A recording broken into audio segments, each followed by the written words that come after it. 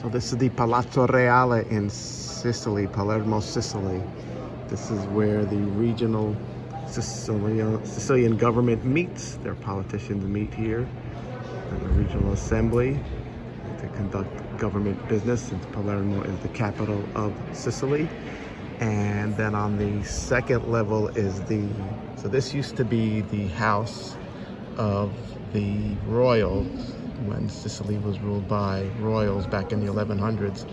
On the second level the middle level is a private chapel that the royal family used, called the Palatine Chapel.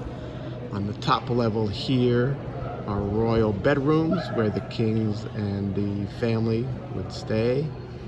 And then there's a Pisana tower. You can't see it, but it was a tower that was used to look out for protection from invaders. It would look, you could see, we're on high ground here. You can look out all the way to the sea. And there's also royal gardens that are outside of this complex, part of the royal family's use.